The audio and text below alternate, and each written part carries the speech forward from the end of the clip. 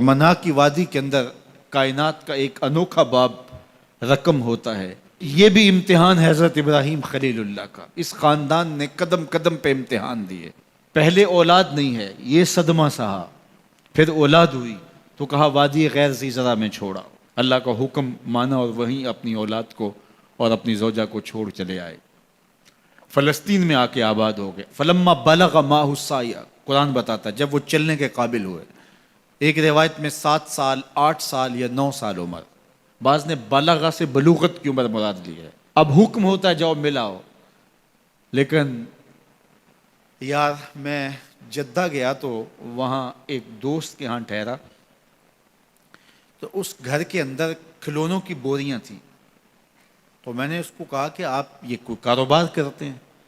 تو اس کا دوست بھی تھا ساتھ، تو وہ مسکرا کے کہنے لگا کہ یہ کاروبار نہیں کرتا، بڑی دیر کے بعد اللہ نے اس کو بیٹا دیا ہے، تو اب یہ پاکستان جا رہا ہے، تو جب بھی بازار جاتا ہے 10-20 کھلونے خرید لاتا ہے، تو یہ کتنی بوریاں کھلونوں کی بھر گئی ہیں، تو یہ بک کروائے گا، ایسے تو نہیں اتنے جا سکتے۔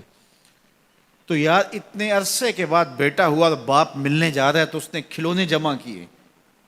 لیکن یہ کیسا باپ ہے جس کو حکم ہوتا ہے اتنے طویل عرصے کے بعد بیٹے کو ملنے جا رہے ہو، ایک چھری لے لو، ایک رسی لے لو۔ یار ان کے نام باقی ہیں تو یوں ہی باقی نہیں ہیں، امتحان کتنے بڑے تھے۔ کہا جاؤ، لیکن ہاتھ میں رسی لے جاؤ، ہاتھ میں چھری لے جاؤ۔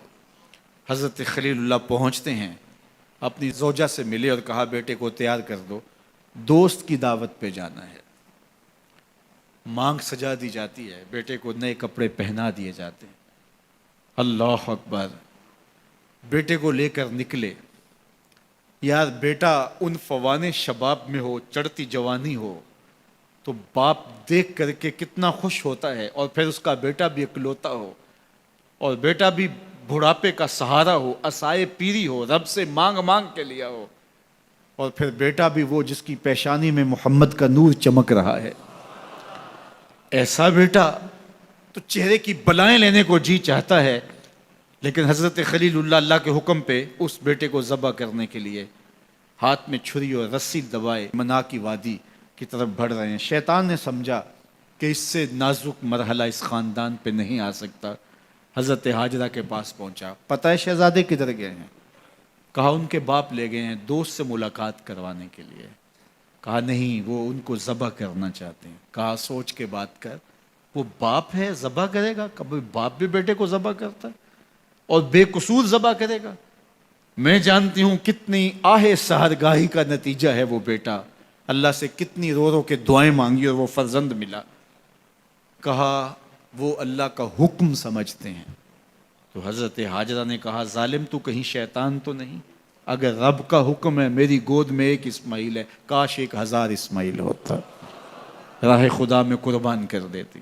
اسماعیل علیہ السلام کے پاس شیطان پہنچ رہا، اسماعیل پتہ ہے تیرے باپ تمہیں کدھر لے جا رہے ہیں؟ کہا کہ کدھر؟ کہا کہ وہ ذبح کرنے لے جا رہے ہیں۔ کہا تم سوچ کے بات کرو۔ ان کی آنکھوں کی چمک نہیں دیکھی؟ میری طرف دیکھتے ہیں تو لگتا ہے کہ ان کی آنکھوں سے شہد ٹپکتا ہے، اور وہ مجھے ذبح کر دیں گے؟ کہا اللہ کا حکم سمجھتے ہیں۔ کہا اچھا؟ کہا ہاں۔ کہا اسماعیل کے وجود میں ایک جان ہے، کاش میرے ایک ایک بال میں جان ہوتی اور راہ خدا میں قربان کر دیتا۔ ابراہیم علیہ السلام کے پاس شیطان پہنچ کے بولتا ہے ابراہیم اللہ کو راضی کرنے کے اور تھوڑے طریقے ہیں، ضرور بیٹے کو ذبح کرنا ہے۔ تو وہ بھی کنکر اٹھا کے مارتے ہیں اور شیطان کو راستے سے ہٹا کے منزل کی طرف بڑھتے ہیں۔ قرآن نے وہ سارا منظر بیان کیا ہے۔ فلما بلغ معہ السعی، باپ بیٹے کے پاس آیا اور کہا بیٹا میں نے خواب دیکھا ہے کہ میں تجھے ذبح کر رہا ہوں، فانظر ماذا تری، بتا تیری رائے کیا ہے۔ بیٹے پر سختہ طاری ہو جاتا، آنکھیں پھٹی کی پھٹی رہ جاتی، باپ کیا بول رہا ہے؟ لیکن یہ فیضان نظر تھا یا کہ مکتب کی کرامت تھی؟ سکھائے کس نے اسماعیل کو آداب فرزند؟ اللہ اکبر، فرزند ہو تو اسماعیل ذبیح اللہ جیسا۔ فانظر ماذا تری، بتا تیری رائے کیا ہے۔ بیٹا خاموشی اختیار کر لیتا، السکوت من الرضا، تو سکوت بھی رضا سے ہے، اس کی خاموشی بھی رضا مانی جاتی، اور جب اس طرح کی سراسیمگی کی کیفیت ہو تو خاموشی ہی رضا ہوتی ہے۔ بیٹا کہتا ٹھیک ہے آپ ذبح کر لیجئے، یہ بھی امتثال امر ہوتا، لیکن بیٹے نے 2 قدم بڑھ کے بات کی. بیٹے نے کہا یا ابا تفعل ما تؤمر ستجدنی ان شاء اللہ من الصابرین. ابا جان ذبح کیا ہے، جو کرنا ہے کیجئے. یہ نہیں کہا یا ابا تذبح، ہاں ابا جی ذبح کر لیجئے. ذبح کا جواب ذبح سے نہیں دیا، بلکہ کہا یا ابا تفعل، اے ابا جان کیجئے ما تؤمر، جو بھی حکم ہو. ذبح کیا، جو بھی کرنا ہے کیجئے. رہی بات میری، یہ کام آسان تو نہیں، لیکن میرے اللہ نے چاہا تو صبر کر کے دکھاؤں گا. منا کی وادی ہے، باپ اور بیٹے دونوں نے طے کر لیا. باپ ذبح کرنے پہ راضی ہے، بیٹا ذبح ہونے پہ راضی ہے. یار اسلام من مانی کا نام نہیں ہے، اپنے خواہشات کو پورا کرنے کا نام اسلام نہیں ہے، اپنے آپ کو مالک کے سپرد کر دینے کا نام ایمان ہے. اس کا نام اسلام ہے. یہاں دیکھیے فلما اسلما، جب دونوں نے طے کر لیا، دونوں راضی ہو گئے. باپ ذبح کرنے پہ راضی ہو گیا، بیٹا ذبح ہونے پہ راضی ہو گیا. وَتَلَّهُ لِلْجَبِينِ، اور باپ نے بیٹے کو پیشانی کے بل لٹایا. قرآن نے وہ سارا منظر بیان کیا ہے. اس پر مفسرین کے 2 قول ہیں. ایک یہ کہ الٹا لٹایا تاکہ کفا سے ذبح کروں، گردن کے پچھلے حصے پر چھری رکھ کے ذبح کروں گا، منمونہ چہرہ میری آنکھوں کے سامنے نہ ہو اور میرے دل کے اندر کوئی جذبہ رحم نہ جاگے جس سے اللہ کے حکم کی تعمیل میں دیر ہو جائے. اور دوسرا معنی یہ کیا کہ آپ جانور قربانی کے لیے ذبح کرتے ہیں تو اس کی گردن کو بل دے کے اس کی پیشانی کو زمین پہ لگا دیتے ہیں تاکہ یہ رگیں تن جائیں اور ذبح کرنے میں آسانی ہو. حضرت اسماعیل کی معصوم گردن کو بل دے کر کے ان کی پیشانی پتھر کے ساتھ جوڑی گئی. وَتَلَّهُ لِلْجَبِينِ، پیشانی کے بل یوں لٹایا گیا کہ گردن کھل جائے اور بیٹے کو ذبح کرنا آسان ہو. آنکھوں پہ پٹی باندھ لی کہ یہ منظر تو دیکھا نہیں جا سکے گا، اللہ کے حکم کی تعمیل بھی باہر صورت کرنی ہے. سعادت مند بیٹا بولتا ابا جان مجھے رسیوں سے جکڑ لیجئے، کہیں ایسا نہ ہو کہ میں تڑپوں اور اللہ کا حکم پورا کرنے میں آپ کو دیر ہو جائے. باپ بیٹے کو رسیوں سے جکڑ لیتا ہے، ہاتھ میں چھری پکڑی ہے، ذبح کرنے لگتے ہیں تو بیٹا بولتا ہے ابا جان رسیاں کھول دیجئے. کیوں؟ آپ کا منصوبہ، آپ کا پروگرام تبدیل ہو گیا. کہا نہیں. تو پھر کیوں رسیاں کھولوں؟ کہا کہیں ایسا نہ ہو کہ کل کا مورخ لکھے کہ باپ ذبح کرنا چاہتا تھا، بیٹا ہونا نہیں چاہتا تھا، باپ نے باندھ کے کیا. کھول دیجئے، نہیں تڑپوں گا. رسیاں کھل جاتی ہیں. بیٹا پیشانی کے بل لٹایا ہوا ہے، ہاتھ میں چھری پکڑی ہے، منا کی وادی ہے، کارکنان قضاء و قدر کی چیخیں نکل رہی ہیں، حوریں تھرا رہی ہیں، زمانہ کانپ رہا ہے، منا کی وادیوں پر تھر تھراہٹ ہے. مالک قیامت آنے والی ہے. فرشتے بھی پوچھ رہے ہیں کہ مالک کیا ہونے والا ہے.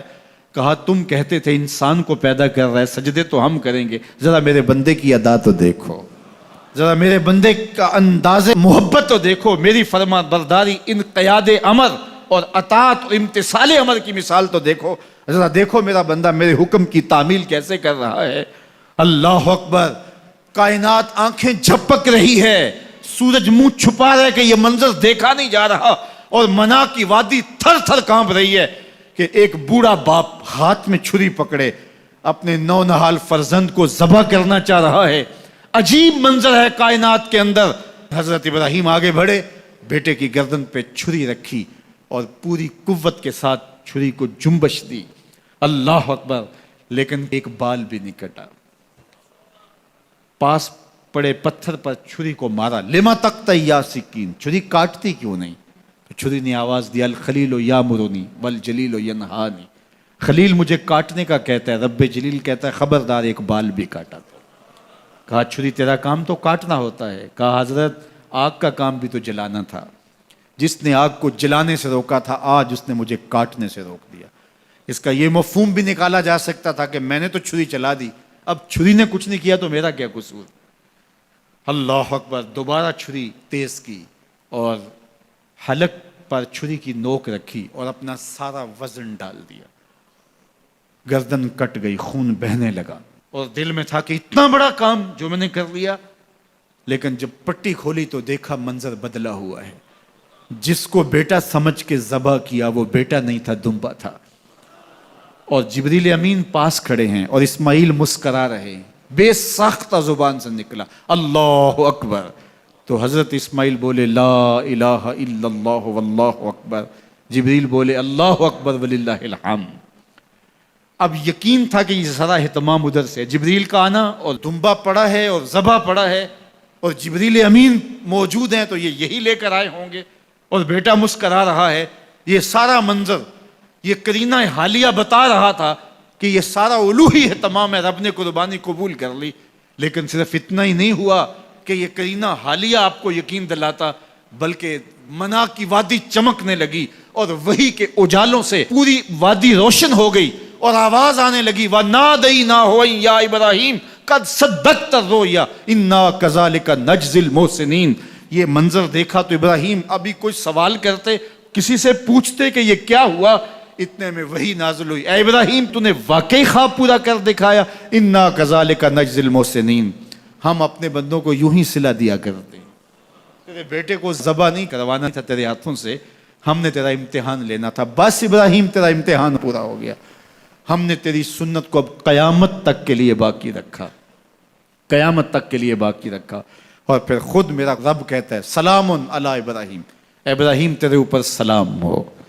اللہ اکبر۔ منا کی وادی کے اندر حج کے موقع پر 40 لاکھ حجاج ہیں، تو کچھ شیوخ عرب کے اور باقی عمراء مخیر سعادت مند لوگ 100 قربانیاں بھی پیش کرتے ہیں، تو کروڑوں قربانیاں منا کی وادی میں ذبح ہو رہی ہوتی ہیں اور حدود حرم میں، اور بے ساختہ زبان پہ نکلتا ہے سلام علی ابراہیم۔